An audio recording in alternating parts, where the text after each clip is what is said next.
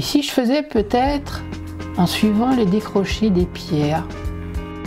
Non, solution la plus efficace, ça va être l'oblique. Jouer sur les obliques en faisant quelque chose de très propre, de très linéaire.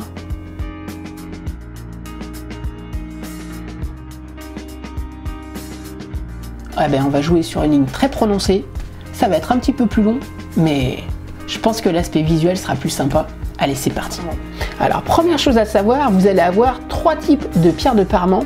Celles qui vont être en vraie pierre, sinon vous allez avoir des imitations. En l'occurrence, c'est une imitation que nous allons poser ici, soit en béton, soit en plâtre, et ici c'est du plâtre. Alors, l'avantage du plâtre, c'est que vous allez pouvoir utiliser une scie pour les couper.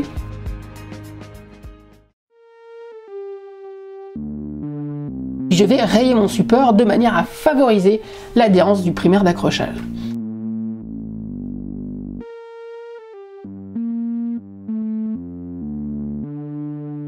Je vais déposer mes plaintes.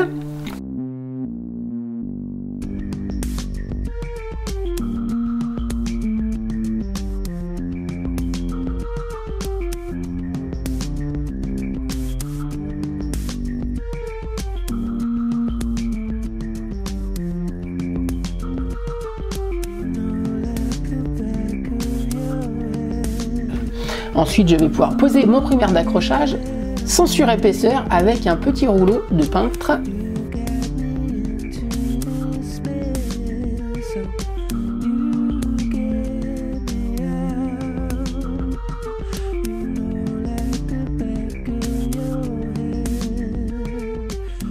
Ensuite, je vais pouvoir poser mon premier rang de pierres parement. Chose importante, lisez bien ce qui est marqué sur vos paquets. En l'occurrence, celle-ci, il faut les doublons collés. C'est-à-dire que je vais peigner mon mur à 6 ou 8 mm. En l'occurrence, là, je suis sur 8 mm d'épaisseur.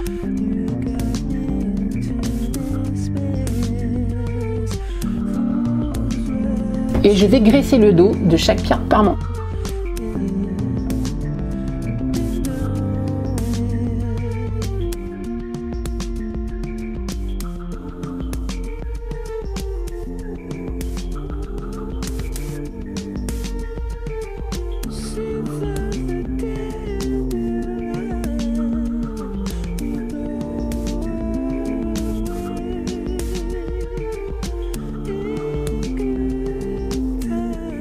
Essayez d'être le plus propre possible.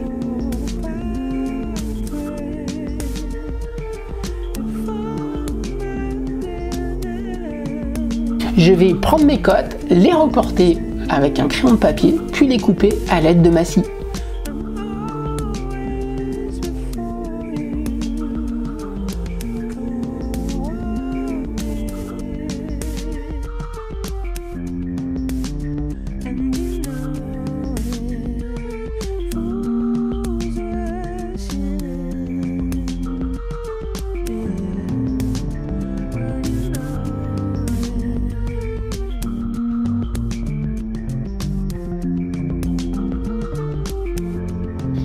Les pierres de parement sont assez irrégulières et vous pouvez avoir de temps en temps un léger décalage entre elles.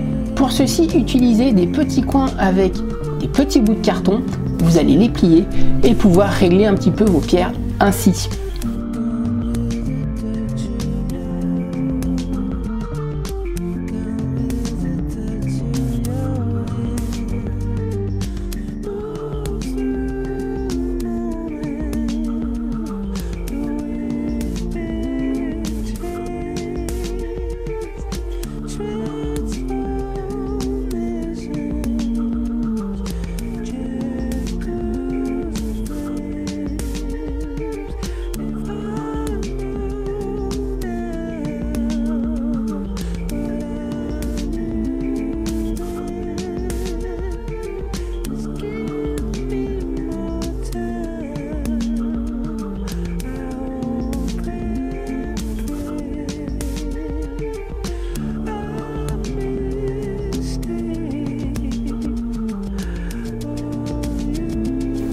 Je vais prendre mes cotes,